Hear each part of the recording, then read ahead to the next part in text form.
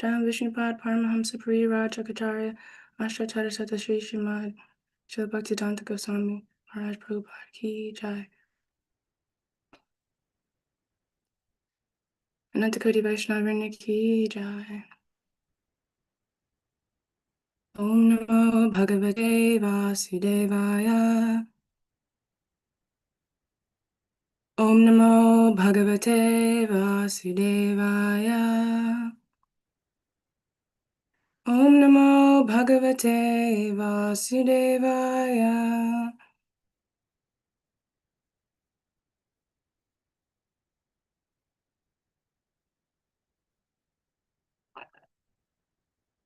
Tarka Prabhu, I see in the chat that we have verse 7741. I prepared for 7740. Did you guys do 7740 yesterday? Yeah, We did 740 yesterday, I'm pretty sure. Yes. Let me double check on that. Yeah, we did 740. Okay, that means I prepared for the wrong verse. Let me see.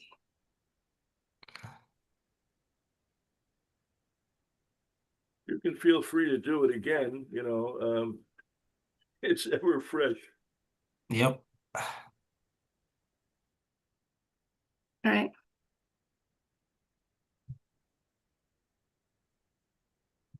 Reading from Srimad Bhagavatam 7740. What Prahlad learned in the womb is our chapter.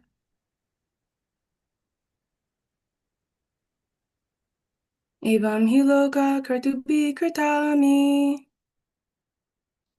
Shaishnava Satishayana Nirmala Tasmada Drishta Shrutadushanam Param Bhaktyoktagesham Bhajatatmalabdhaye Evam hi loka kratubi kritami Shaishnava Satishaya Nirmala Tasmada Drishta Shrutadushanam Param Bhaktiyokta Yesham Bhajatatmalabdhaye Evam hi loka kratubi kritami Kshaishnava Satishaya Nirmala Tasmada Drishta Shrutadushanam Param Bhaktiyokta Yesham Bhajatatmalabdhaye. Anyone likes to read? Evam hi loka kritubi krita ami Kahishnava Shatishaya Nanirmalaha Tasmat Adrishta Shrutadushanam Param Bhaktayotayesham Bhajatatmalabdhaye. Evam hi loka kratuvikrita ami Shaishnava Shatishayana Nirmalaha Tasmadadrishta Shrutadushanam Param Bhaktyuktayesham Bhajatatmalabdhaye. Evam hiloka kadabu kadami kshayashnava shasya nana nirmala tasmadadrista shritadushanam param bhaktyoktayasham pachatam labdaye.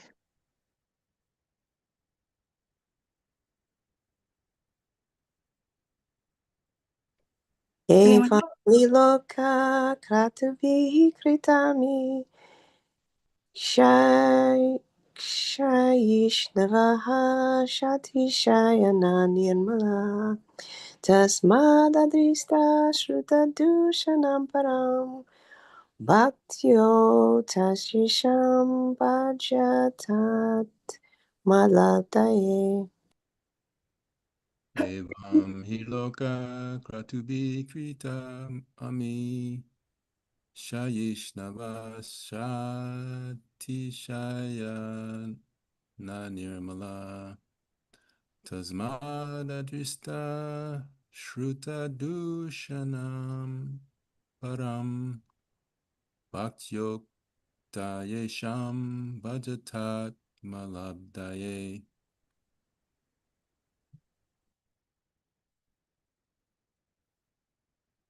Anyone else?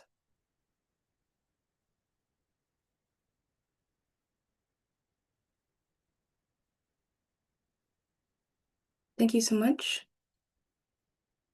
Synonyms: evam, similarly, as earthly wealth and possessions are impermanent. He, indeed, lokaha, higher planetary systems like heaven, the moon, the sun, and Brahmaloka. Kritubihi, by performing great sacrifices. Kritaha, achieved. Ami, all those. Kshayishnava, perishable, impermanent. Satishayaha, although more comfortable and pleasing. Na, not. Nirmalaha, pure, free from disturbances. Tasmat, therefore. Adrishtashruta, never seen or heard. Dushanam, whose fault. Param, the supreme. Bhaktya, with great devotional love. Uktaya, as described in the Vedic literature, not mixed with jnana or karma. Isham, the Supreme Lord. Bhajata, worship. Atmalabdhaye, for self-realization. Translation and purport by His Divine Grace, Srila A.C. Bhaktivedanta Swami Srila Prabhupada Ki Jai. It is learned from Vedic literature that by performing great sacrifices, one may elevate himself to the heavenly planets. However, although life on the heavenly planets is hundreds and thousands of times more comfortable than life on Earth, the heavenly planets are not pure, nirmalam, or free from the taint of material existence. The heavenly planets are also temporary, and therefore they are not the goal of life. The Supreme Personality of Godhead, however, has never been seen or heard to possess inebriety. Consequently, for your own benefit and self-realization, you must worship the Lord with great devotion, as described in the revealed scriptures. Purport. As stated in Bhagavad Gita, Kshine Punye Martyalokam Vishanti, even if one is promoted to the higher planetary systems by performing great sacrifices, which are accompanied by the sinful act of sacrificing animals, the standard of happiness in Svargaloka is also not free of disturbances. There is a similar struggle for existence even for the king of heaven, Indra. Thus, there is no practical benefit in promoting oneself to the heavenly planets. Indeed, from the heavenly planets, one must return to this earth after one has exhausted the results of his pious activities. In the Vedas, it is said, Tadyateha karma jito loka kshiyate evam evamutra punya jito loka kshiyata. As the material positions we acquire here by hard work are vanquished in due course of time, one's residence in the heavenly planets is also eventually vanquished. According to one's activities of piety in different degrees, one obtains different standards of life, but none of them are permanent, and therefore they are all impure. Consequently, one should not endeavor to be promoted to the higher planetary systems, only to return to this earth or descend still lower to the hellish planets.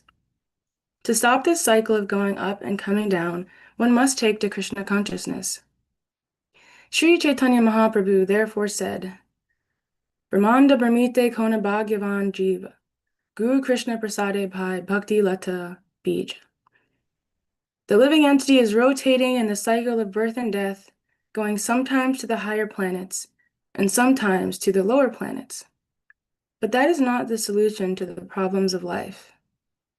But if by the grace of Krishna one is fortunate enough to meet a guru, a representative of Krishna, one gets the clue to returning home, back to Godhead, having achieved self-realization. This is what is actually desirable. Bhajatatma labdhaye. One must take to Krishna consciousness for self-realization. Om Jnanatimidandasya Gyananjana Shalakaya Chakshurunmilitam Yena Tasmai Shri Gurave Namaha. Namo Vishnu Padaya Krishna Prishthaya Bhutale Srimate Bhaktivedanta Swaminiti Namine.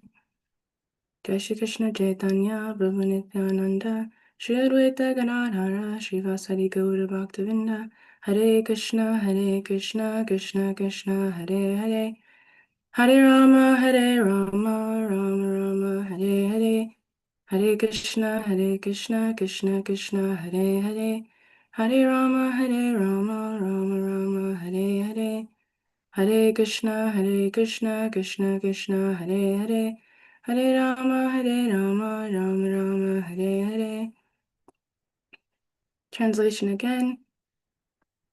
It is learned from Vedic literature that by performing great sacrifices, one may elevate himself to the heavenly planets. However, although life on the heavenly planets is hundreds and thousands of times more comfortable than life on Earth, the heavenly planets are not pure, nirmalam, or free from the taint of material existence. The heavenly planets are also temporary, and therefore they are not the goal of life. The Supreme Personality of Godhead, however, has never been seen or heard to possess inebriety. Consequently, for your own benefit and self-realization, you must worship the Lord with great devotion, as described in the revealed scriptures. Welcome everyone to this morning's Srimad Bhagavatam class. Thank you for lending your holy association here.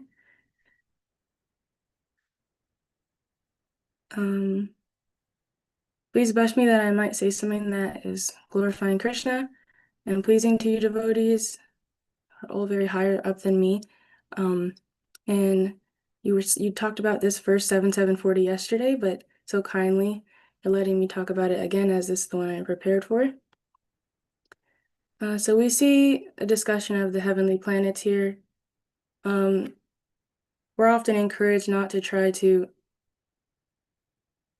aspire to go to the heavenly planets, because from there, after exhausting the results of your pious activities, you must return back to the earth and back into the cycle of birth and death, repeated birth and death.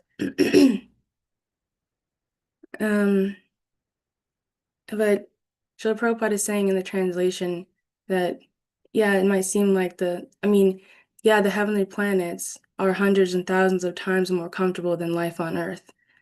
But they're not pure and they're not free from the taint of material existence. We hear about the heavenly planets that people, they don't age, they wear a garland, and then they're always having that garland on, and then in one day they grow old, and that's when the garland wilts, because the garland always stays fresh. Jayapataka Swami was discussing this. And of course, we hear that their bodies are naturally have like a perfume, and so I guess, they're not having to wear deodorant. We like try to put perfumes on ourselves, and then there's bodies there that have to that are warm in the cold temperatures and that are cold in the warm temperatures. So they have various mystic abilities as well that we all aspire to on this earth. I was reading Spiritual Warrior 1 by Bhakti Tirtha Swami, and he was talking about the heavenly planets. And a lot of the mystic abilities that we wish that to have here, that it's just normal for them to have them there. Like they have the mystic cities that they can make themselves smaller than the smallest, larger than the largest, like lighter. And it just kind of sounds like all the stuff you hear about in superhero movies. Or like when you're growing up, people always ask you, oh yeah, like what if you could have any superpower, what would it be? And like people would be like invisibility or like psychic or like super strength. Like you have like the Hulk and different characters or people who can make themselves very big.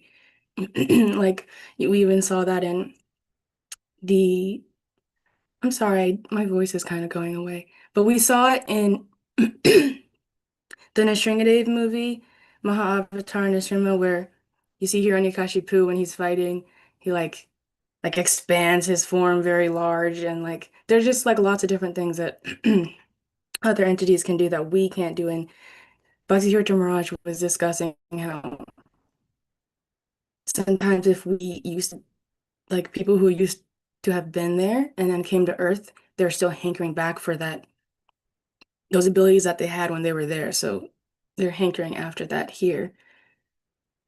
But that's really not going to be the ultimate happiness for us, as Srila Prabhupada says in the purport,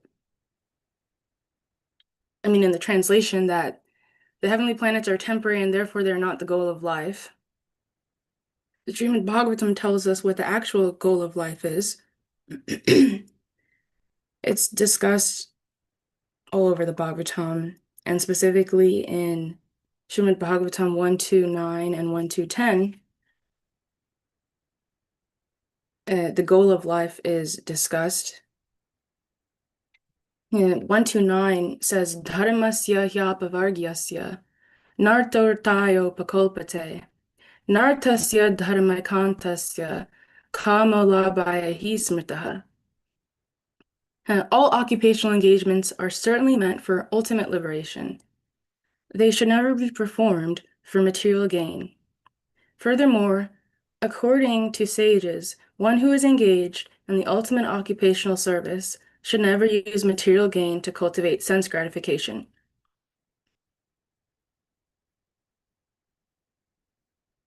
And the next verse 1 to 10 follows that point, saying, Kamasyanendriya pritir labho jiveta yavata, jivasya tattva jigyasa, narto yaschaya karma bihi.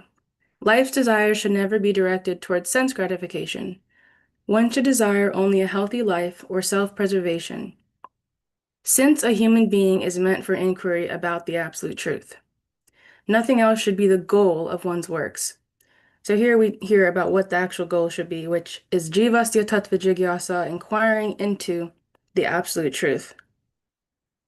That is the permanent, not the impermanent, temporary things here. And of course, we understand that the dualities here, they help us depend on Krishna and reach out to him because we're experiencing struggles versus sometimes the experience in the heavenly planets, you might be enjoying so much that you don't find yourself calling out to Krishna. And of course, the demigods, they're devotees and they're highly elevated. However, it can be easy to get distracted there, and they even envy the people on Earth because it's easier for them to remember Krishna and go back to Godhead. So here we're trying to go up to the heavenly planets to enjoy, and they're like, well, you're in a better position down here.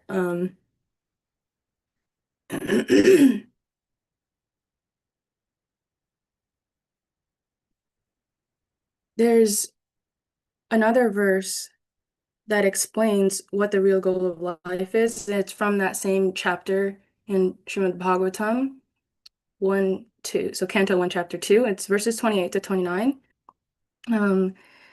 And they talk about how that Krishna is the supreme goal of life and about connecting all our activities to him. So it's Vasudeva Paraveda, Vasudeva Paramakaha, Vasudeva Parayoga, Vasudeva Parakriyaha, Vasudeva Param Yanam, Vasudeva Param Tapaha, Vasudeva Paro Dharmo, Vasudeva Paragatihi. In the revealed scriptures, the ultimate object of knowledge is Sri Krishna, the personality of Godhead. The purpose of performing sacrifice is to please him. Yoga is for realizing him. All fruitive activities are ultimately rewarded by him only. He is supreme knowledge, and all severe austerities are performed to know him. Religion Dharma is rendering loving service unto him. He is the supreme goal of life. And so we can understand this from the Sanskrit, Vasudeva Paraveda. In the revealed scriptures, the ultimate object of knowledge is Sri Krishna, the personality of Godhead. That's the word Veda there, the revealed scriptures. Vasudeva Paraveda. Vasudeva Paramakaha. The purpose of performing sacrifice is to please him. Makaha is referring to the sacrifices. We perform sacrifices all the time in our life, but the point is to please Krishna. I was studying the Manashiksha a little bit by listening to some classes by Mother Urmila. And there's an interesting discussion in the Manashiksha where it's encouraging us not to be absorbed in like trying to be a good person or a bad person, like focusing on I'm a good person or I'm a bad person. But instead she said like our goal to be to do activities that, please Krishna and make him smile. Because like she was saying, sometimes you might be like, well, I chant my rounds because I'm a good disciple and like I do this because I'm a good wife or like so there's some people who they're trying to be good people and then there's the people who are like, well, I can do whatever I want. I don't have to follow the rules. Like I'm a bad person. And there's like the people that I'm a good person. So we perform all these sacrifices to show a certain position. But the purpose of performing sacrifice is to please Krishna. So Vasudeva Paramakaha. Vasudeva Parayoga. The purpose of yoga is for realizing him. It's a beautiful little aphorism. You can just say yoga is for realizing him. That's how Srila Prabhupada has translated it. Vasudeva Parayoga. Vasudeva Parakriyaha. All fruitive activities are ultimately rewarded by him only. And then Kriyaha is referring to those fruitive activities. Vasudeva Parakriyaha. So I remember once talking to a devotee about what that meant, that all fruitive activities are ultimately rewarded by him only. Because the demigods, they're the via mediums. Like, so we go to them to get certain things. If you've kind of been instructed in that way, you might try to go to the demigods to get certain things, but ultimately Krishna is the one who's giving everything. And Vasudeva Param Jnanam, he is supreme knowledge. Vasudeva Param Tapaha, all severe austerities are performed to know him. So Tapaha is austerities, Jnanam's knowledge, and we find ourselves doing austerities all the time. I mean, this is talking about severe austerities. We might do small austerities like, waking up early, or like we might do austerities to get certain position in this world.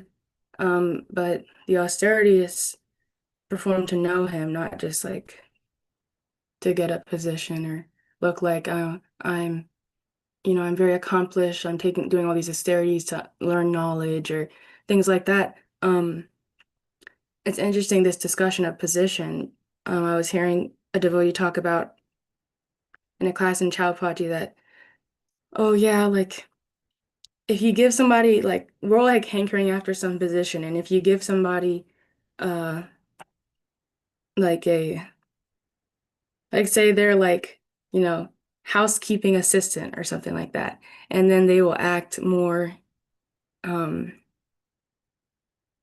like more committed to their duties because they're like, oh yeah, I am the housekeeping assistant. Yeah, so that's my position. And so we're hankering after having some kind of position, some kind of service, and ultimately because we already have our constitutional position as a servant of Krishna, and we have forgotten that, and we're looking for that stability and that security of like, I have a position and this is what I'm supposed to do, my purpose, and this is where I'm secure. I have this position. This is my state of, what I offer. And we do have that position. I always read the constitutional position of the soul is to serve Krishna.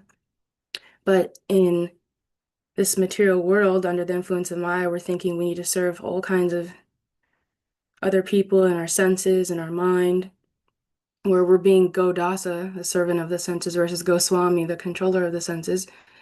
And what's happening is the senses take us all over the place and we just serve their whims. But really, like Srila Prabhupada always said, like everybody's serving in this world. You might be serving your boss or your family. Um, you can't really get away from that, excuse me, constitutional position of being a servant. So you just have to go back to serving Krishna. Remember your eternal relationship with Krishna and that you are a servant of him. And Vasudeva Paro Dharmo, religion, dharma is rendering loving service unto him. And finally, Vasudeva Para Gatihi. So Gatihi is referring to the goal of life. So he is the supreme goal of life. Vasudeva Para Gatihi. So we want to go to that place, back to Godhead. As Srila Prabhupada says, get the clue to return home back to Godhead in the purport. We want to go back there where we permanently will be with Krishna rather than cycling, going to the heavenly planets, coming back down. Srila Prabhupada says in the purport that if by the grace of Krishna one is fortunate enough to meet a guru, representative of Krishna, one gets the clue to returning home back to Godhead, having achieved self-realization. We also hear in the Guru Vastakam, Yasya prasada bhagavat prasado yasya prasada nagati kutopi dayam stivam stasya yasya trisandyam vande guru shri charanarvindam. By the mercy of Krishna one gets Guru, and by the mercy of Guru one gets Krishna.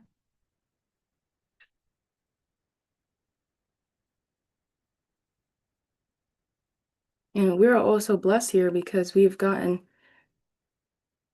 to get exposure to this knowledge and to know what the supreme goal of life is. It's not just to enjoy our senses and then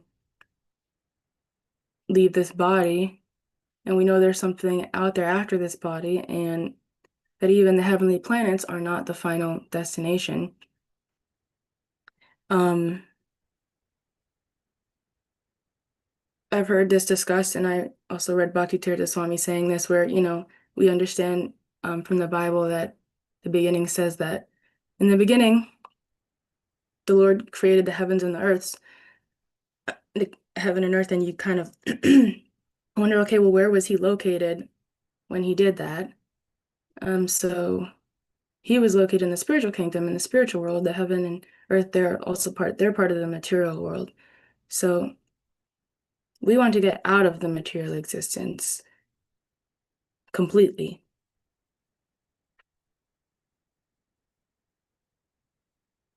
But we do have material desires still. I still have material desires, and I was concerned because I was thinking, well, I don't want to end up going to the heavenly planets because I don't want to forget to focus on Krishna so much as I can do here on Earth, and I would like to go back to Godhead, but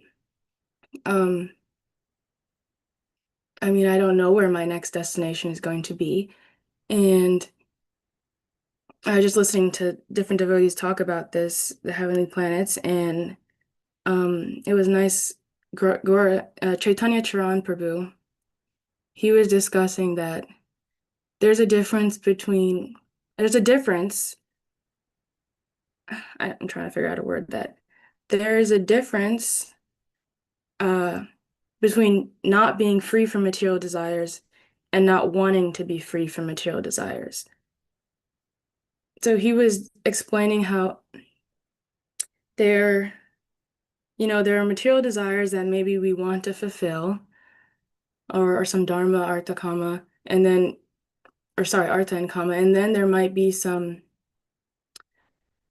functional desires that it's just what you need to do to like just function in this world, and maybe it's not really a material desire, those are just functional things. And then there are some material desires or residual desires that are unwanted that you like resist. So it's kind of like what we hear our spiritual teachers saying, that like maybe you want to cry out for Krishna, but you can't, so you cry because you can't cry, or you want to love Krishna even if you feel like maybe you don't want to love Krishna, you want to love material things. So you just want to want, or you cry to cry. Or so basically, like, it's not like, at least it's a comfort to know it's like our goal. The Srila Prabhupada has helped us understand the devotees, their goal is not to go to the heavenly planets. You might have desires that you don't want to have, to just like enjoy the material world, and you might end up going to a different destination than planned. But it's not like we are trained up, like, okay, let me try to get to the heavenly planets. Like, that's not what we're trying to do. So it's at least nice that it's not like we're in the category of wanting to go to the heavenly planets, hopefully. There's a difference between not being free from material desires and not wanting to be free from material desires. I was hearing this one Mataji speaking in Mayapur, and she was explaining that as she talked to someone, and they were actually like wanting to go to the heavenly planets, and they were, as a devotee, they were trying to go. So at least we know that it's not really a useful plan. It's a temporary. Uh, it's like a detour is what Chaitanya Mahaprabhu was saying. So it's like you're going on your journey. Maybe also like the GPS, sometimes you kind of go and like you make a wrong turn or whatever, or you go take a pit stop or a little vacation, but eventually try to get back on your journey and recalculate. And we have the Guru Para system, the GPS, to help us figure out how to get back home, to give us the clue of going back to Godhead, as Srila Prabhupada says, or the hint of going back to Godhead. It's actually very funny. I was hearing some discussion. We were talking about, how I was hearing some people discuss how the Lord has a plan, and um, they were like, well, could you at least like give us a little clue in, like a hint, because like I'm not really clear what's happening, or there are these tests. So we do have, Krishna has given clues, and it just reminded me of that word clue. Um, or that there's also that board game called Clue, which is like a mystery game. But we're just trying to find the clue out of this material world. And the Guru and Srila Prabhupada, they've given us this. So it's such a blessing that we know more about this world, what's going on here, and how we can get out. Because, yeah, like say you go to the heavenly planets and then you're there for like 20,000 years or something, and then, when you come back to Earth, Kali Yuga will have advanced very far. And because we hear like it's gonna keep going down, degrading from the Bhagavatam, and eventually like people will be eating human flesh. Um, and so yeah, I don't it's not really a great place to come back to. Um,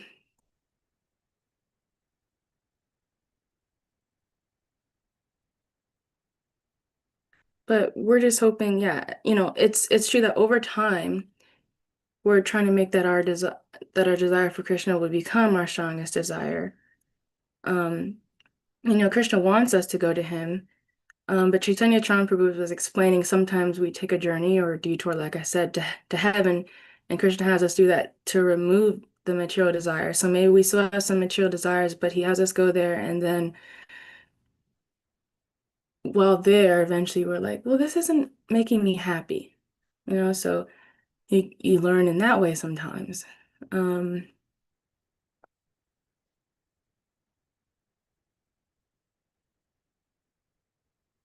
I was also hearing Jayapataka Swami explain something on this topic, and the way I understood what he was saying about it was he quoted Bhagavad Gita 240, Neha Brikhamanashasti Patyavayo Nividyate.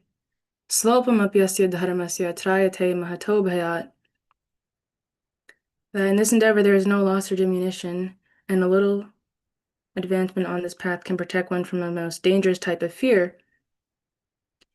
And from what I understood he was saying is that we can still continue our progress, and we may come back here in a human body and still be able to continue our progress. So that's the fortunate thing, that Krishna talks also about in the Gita that it is rare to take birth in a devotee family, the family of transcendentalists, Bhagavad Gita 642. And so we are all in our spiritual family, our Krishna consciousness is a society of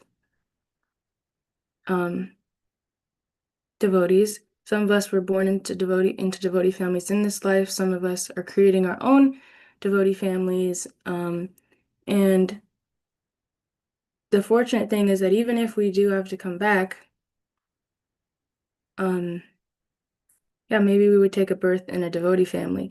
I mean, who wants to go through birth again and the discomfort of being in the womb and the soul is in there cramped and they're praying, okay, Krishna, like, like I'll serve you, like, and then they forget when they come out of the womb. Um, but the one blessing is we do have devotee families. Um, and I mean, the really pure devotees, they're like, well, okay, Krishna, wherever you put me, I just want to serve you, whether hell, heaven, um, earth. But yeah, I'm not on that level. I do not want to stay in this material world that is like a blazing forest fire or, um, the material ocean. I I want to go back to Godhead, and I don't know if I could be like, okay, Krishna, wherever you want to put me, I'll serve you in whatever place.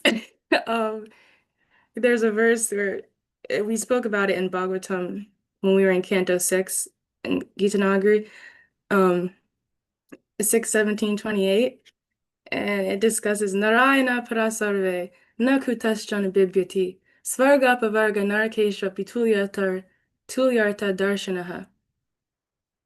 And so that verse is saying that devotee is only interested in the service of the Lord, solely engaged in the devotional service of the Supreme Personality of Godhead Narayan. They never fear any condition of life. For them, the heavenly planets, liberation, and the house planets are all the same. For such devotees are interested only in the service of the Lord. So we want to keep getting association of such great devotees so that we can develop our Krishna consciousness and our just desire to just serve Krishna. Um, of course, Maya is very strong. And there's that story where Narada Muni, he was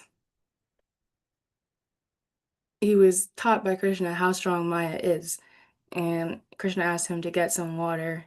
And long story short, Narada Muni goes and when he goes to get water, he ends up getting a wife and children. And then like eventually when he ends up running into Krishna again, he's back in this desert with Krishna, and then Krishna is like Narada when he starts to understand how powerful Maya is, and yeah, Krishna's like, "Where's my water?" So it's like you kind of forget. Um, Maya is very powerful. She will make you she will make you forget. Um, and also even Lord Indra, he's talked about in this purport. We understand that he's in the heavenly planets, but still he is also very concerned that nobody will take his position. And everyone when people are doing like severe austerities or Ashwamedha yagyas, horse sacrifices, 100 horses. He doesn't want to, he's kind of concerned. He's like, don't take my position. Um, but the constitutional position of the soul as a servant of Krishna cannot be taken by anyone. That is the comfort that position cannot be taken from you. And I mean, it's so easy to get bewildered. We also even hear that Indra, he once did take birth as a hog, and then he had his whole hog family and the wife with the kids, and like every time kind of like asked like, okay, we need you back in the heavenly planet. He's like, oh well, I need to take care, my wife's pregnant, I need to take care of her, or oh, wait till my kids grow up. So it's you get very caught up in the world and in the families here, but it's just like straws coming together on the water. Like we're here, we just kind of like bump into each other for a little while, and then we go different ways. But we understand that everybody is a devotee of Krishna, and the people we come in contact with and our families here are opportunities for us to serve Krishna. But they are not the people who will. They're like ultimately they're fallible soldiers of all these people in the world. It's actually needing to grab onto Krishna and have our hands open to be able to grab onto him rather than grabbing onto other things. 7:45, I'll stop here and open for any comments, questions, or corrections.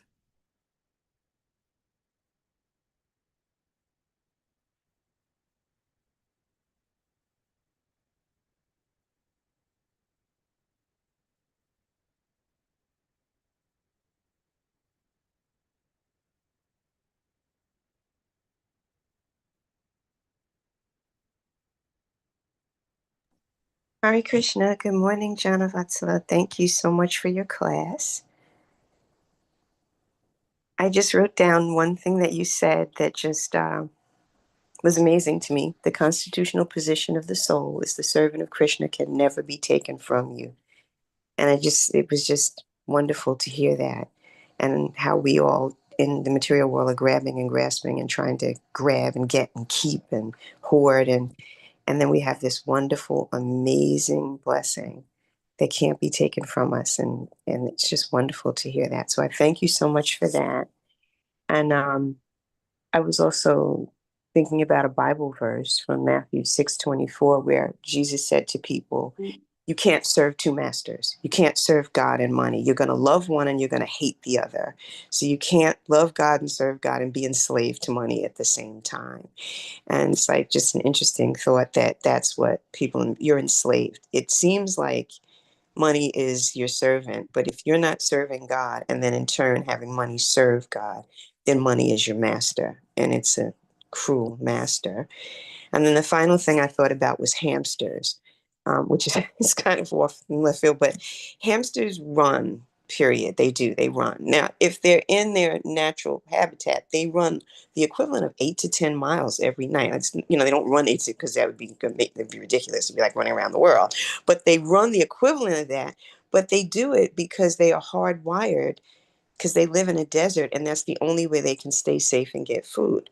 But when people take them out of their natural environment and stick them on a wheel, they're still running because they have to, but they can't get anywhere. They're just running on this wheel, around and around and around and around and around and around in circles. And when you were talking about, how people in the material world, how we are when we're like enslaved to money and things, that's what I thought of. What Srila Prabhupada said, we're all going to serve, but we're meant to serve God. But if we're not in our natural state in doing that, then we're just running, running, running, running, running, running like a hamster on a wheel, and we're going to get nowhere fast. So thank you so much for your class this morning. I really, really enjoyed it. Hare Krishna.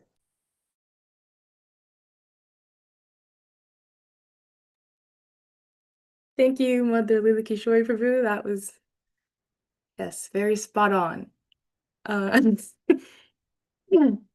Said running nowhere, we're gonna run nowhere fast, or however you phrase that. It reminded me of Dimri Maharaj talking about the hedonistic treadmill, of just kind of trying to get happiness in this world. And that we're all on, I've been remembering that we're all on the level that we're at, and we might not be able to jump like when we're on a stair at step 1 and like try to get to step 7 without going through all the steps, but yeah, we want to move forward, but sometimes, yeah, you might be running in the same place, or you might just try to jump to a higher level, but we have to know where we're at to be able to take the next step and try to get to Krishna. And luckily, we have the devotee association that's going to help us get there. We need each other. And like you said, like Srila Prabhupada would, like you said, the Bible verse, Srila Prabhupada would talk about, or our scriptures would say how you can't, like, you might be like doing Krishna consciousness and also sense gratifying. It's like, you're pouring water on the fire that you're trying to build. So we definitely need each other to help us try to Keep the flame. Spark of devotional service. Yeah, really nice points. Uh, Thank you, dear devotees. David Keeper, do you have your hand up?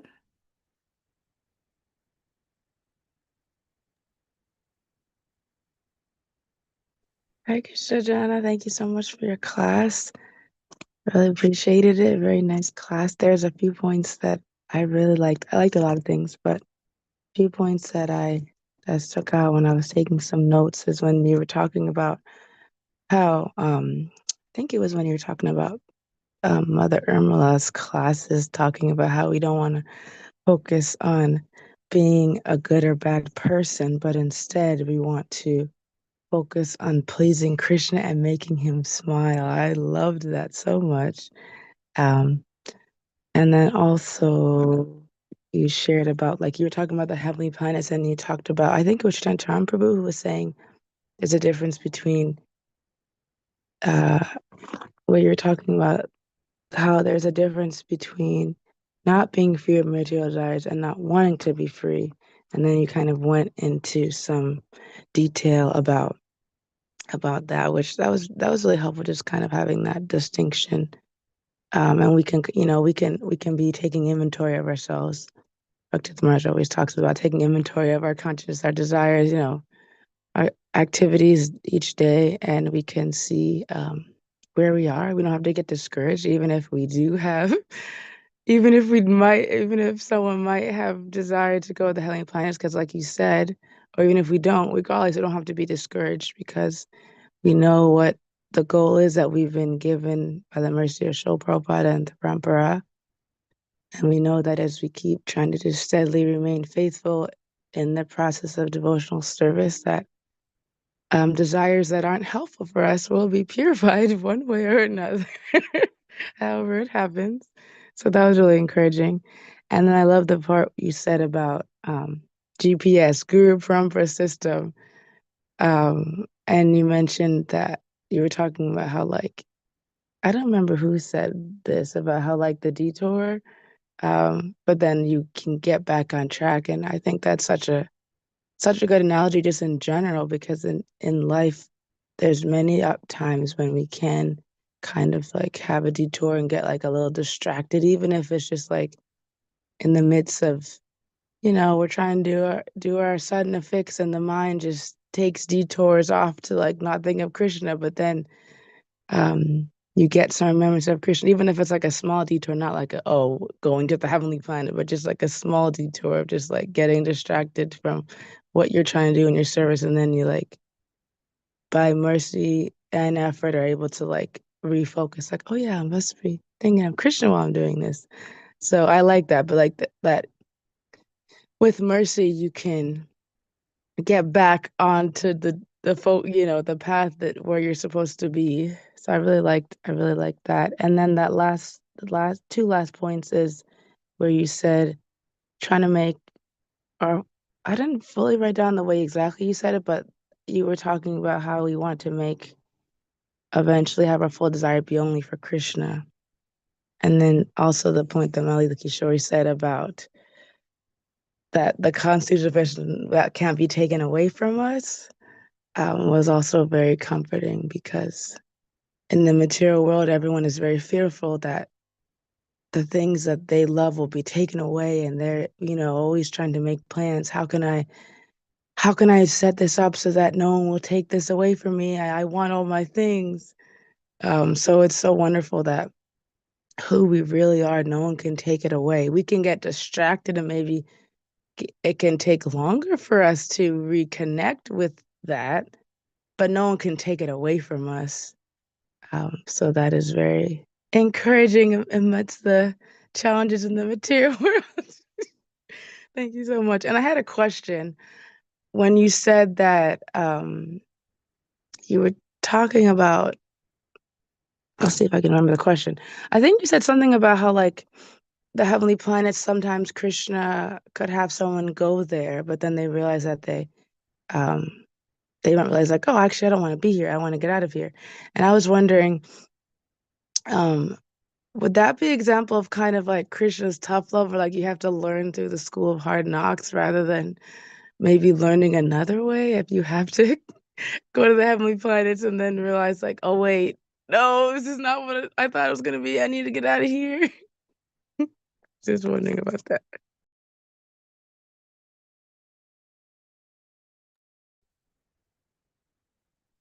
Thank you for your wisdom and your question. Brought a lot to mind, and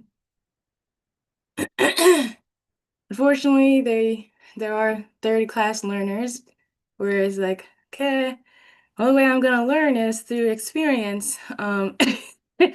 Even if, you told me like it's not great to go there, I see someone else who it didn't work out for them to go there, but I might not learn until I go. But um, yeah, I mean, we don't have to be discouraged because like Arjuna was saying in the Gita and like the verses in the 40s of chapter 6, like, what happens to the transcendentalists if, they don't make it? And Krishna is like, well, you know, they might be born in a rich family or in a family of transcendentalists. Um, so it's just kind of that encouragement that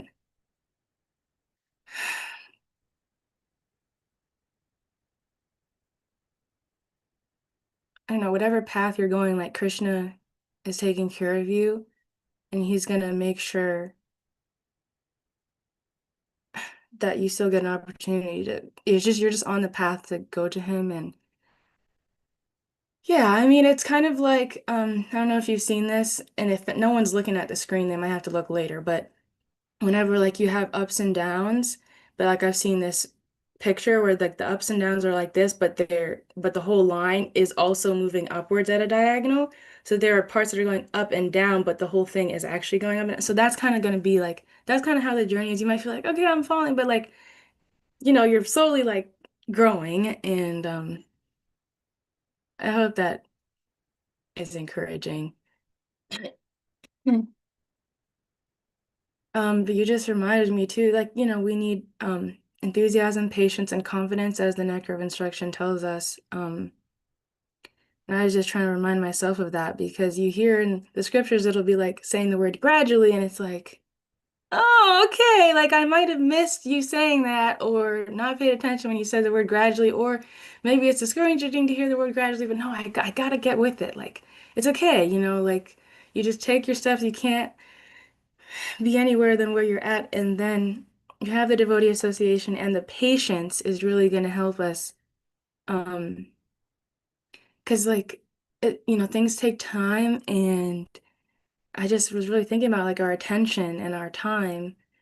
Now I'm just kind of responding to different realization or points you were sharing versus the question answering, but just the like that time, like you can't buy back time and all that kind of thing. So our time is so precious and our attention is so precious. It's a hot commodity. Everybody's always trying to grab your attention, and especially as call you guys progress, like based on our parents' ages, but based on where we are now, like the attention span is really short and things like that. So really our attention, our affection, we can try to give that to Krishna. It's such a valuable resource.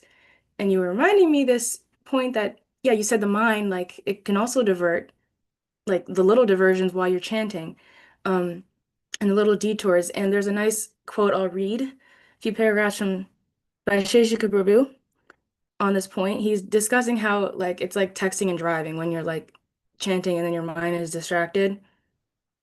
And so he was saying that most people know that texting and driving is very dangerous because even if you take your eyes off the road for a millisecond, you can end up piling into another car.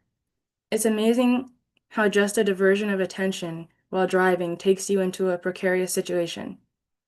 Similarly, when chanting, don't text in your mind other things. Don't take it off because it is so consequential. The connection that we make with our own will and our attention and giving it to Krishna. That's the main connection that we have, willfully giving our attention to the holy name. So he continues, it's not just chanting, just as it's not just driving. Anybody can get in and drive, but driving and paying attention at the same time, that is the point. You can count with your fingers how many times the holy name hits your ear. Make that the count, not just that your fingers are moving or your lips are moving while the holy name is going somewhere else, but actually count it like that. Quote, okay, that's one, it hit. Here's two, it hit. Three, it hit, end quote. And keep bringing it back so that your voice is purposefully aiming at your ear and it keeps hitting over and over again. Then you can count it, and that's where the traction takes place. In the last paragraph, chanting is bringing the attention back. And if you divert, you'll pile into a car somewhere. Then you'll get some anxiety. I didn't do this, I didn't do that. And then you've completely forgotten you're chanting. That means you crashed while chanting. So don't text and chant. Stay very focused and try to hit the ear. So that was a powerful imagery for me. Like whenever your mind goes on and like off to think about something random, it's like you're like texting, or sometimes maybe you're in conversations with people and like when they're not looking at you, and then they start like sometimes when people will like text or something while you're talking to them. So it's like that diversion of attention. And I think you could take this in a discouraging way or an encouraging way. And I think like the encouraging way to look at it was the way I was trying to apply it is like how he said count like how many times the mantra hit your ear, that's the count. Because we talk about counting and when we're chanting and we're counting but it can seem like for me it can seem like okay, well like how slow is this going to be if like I try to pay attention to every single like count every mantra I hear. But it's kind of like just giving more time to Krishna, I guess, because didn't we just want me he also talks about this like when he was talking about how he used to study, he had to go through a lot of Srila Prabhupada's letters, and he got this point from Srila Prabhupada that Srila Prabhupada wanted you to cram his purports, and I was trying to harmonize that with like scrutinizingly studying the purports. So it's like it's this, I feel like it's just that extended amount of time, because if you like when you're studying for a test and you're cramming, it's not like you're just speeding through and you're not understanding, because you want to like go through really closely and you try to really understand so you can ace the test the next day. So you're doing a lot in a short amount of time, but you're really focusing on it. So just kind of like um it's about like giving that extended amount of time, like spend a lot of time, like read like a whole like chapter or read a whole but just like do a lot of content like at a lot of the time, but just with a lot of focus. I mean, it's easier said than done, and we want to take these things as encouraging, like okay, I'm going to try to hear one mantra, I'm going to try to hear this syllable, and then like how Satchidananda Swami and Burijan Prabhu always encourage us. Anyway, so it's 8:02. um 8:03, do we want to go for like another 15 minutes? Do we want to end here? I'm leaving it up to you, dear devotees, and grateful to have your association. Um, does anyone else want to answer that question of if we should end now?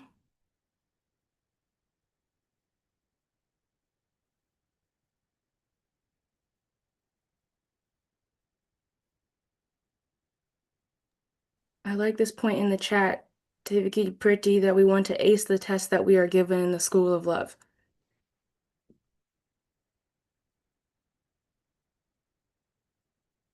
And that's why you have study groups, right? Devotee association coming together so you can ace it.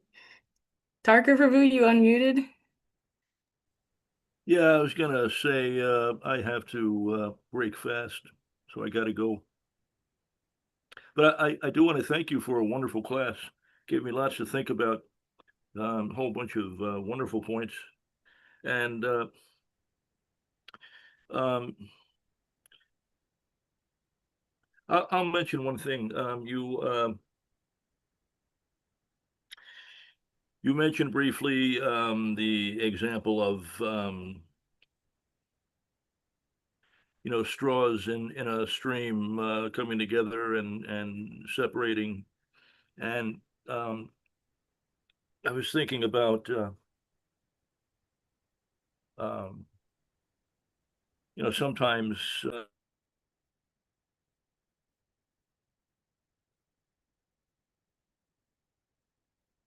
Oh, you muted, Prabhu. Sometimes. oh, I'm sorry. Yeah, sometimes especially young devotees sometimes are disappointed to hear that The living entities only come together briefly and then are separated. And, one may get the impression that vast as um, the universes are, and even the spiritual sky, and given the fact that there are so many living entities, we may never encounter the same personalities that we acquired affection for in a particular lifetime. And but this is actually a mistaken conception. While our material relationships are temporary on the one hand, every individual living entity is eternal. We all have an eternal relationship with Krishna, and actually we have an eternal relationship with one another. Though it is different than the temporary upadi that we experience in material life. Everyone is part and parcel of Krishna, and when one becomes conscious of Krishna, fully absorbed in Krishna consciousness, there is no longer separation from anyone, because every living entity, our beloved pet, our parents, our loved ones, everyone that we cared about, are all present there in Krishna. So, Christians have the conception that going back to heaven means you're reunited with all of your loved ones. Your pets are there, your family members are there, everyone's there. Some even believe that the same body that you had is restored. Others believe that you will have a different form, but that somehow or other you will recognize one another.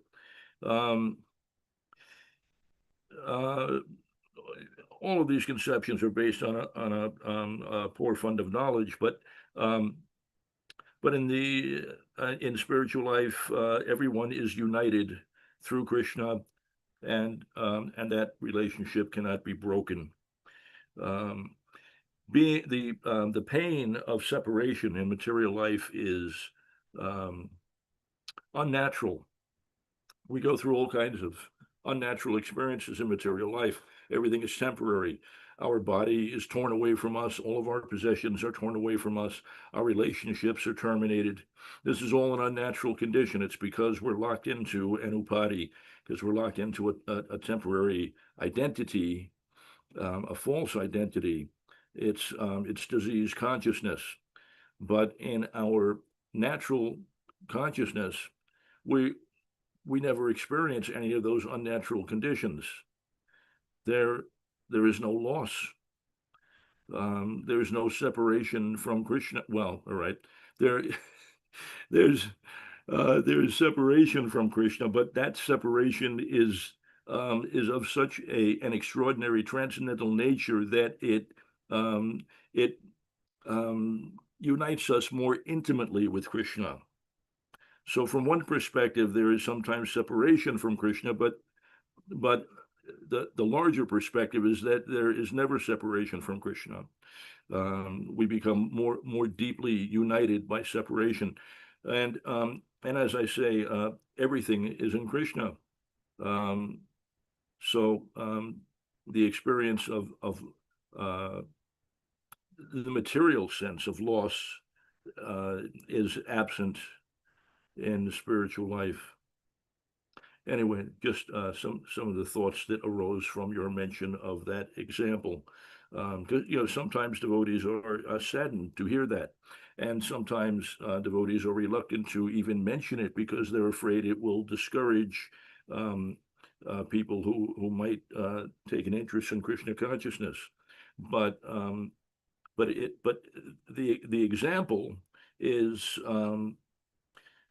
meant to illustrate a particular point, and the larger perspective is that in spiritual life, we're all united in Krishna. Thank you again for a wonderful class. Hare Krishna. Jai, Tarka Prabhu, thank you so much for your wisdom and for explaining that connotation that some people have about that straw example. Because we often understand in our tradition that we might be coming back with the same people and having to learn lessons with each other. Like maybe my mom this life was I was her mom last life, and we have our karmic thing we have to work through. So that if you want to think of it and be encouraged that you're still around people, I mean, you could acknowledge that.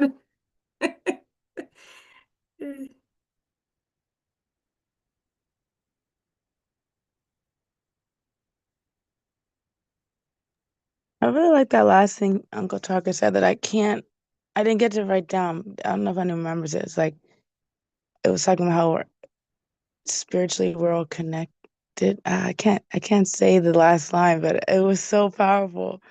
It was very encouraging. Thank you so much for all you shared, Uncle Tucker.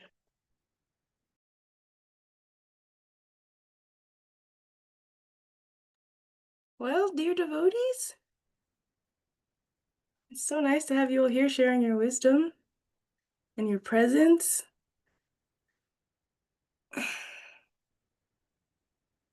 There's always so much more we can talk about, but maybe we can all meditate, try to be Krishna conscious today and appreciative of each other. There's nothing else, we could end here. So grateful for the contributions of all the speakers, commentators, questions, realizations, just people lending their presence in their ear to hear Bhagavatam. All right. Srimad Bhagavatam ki jai.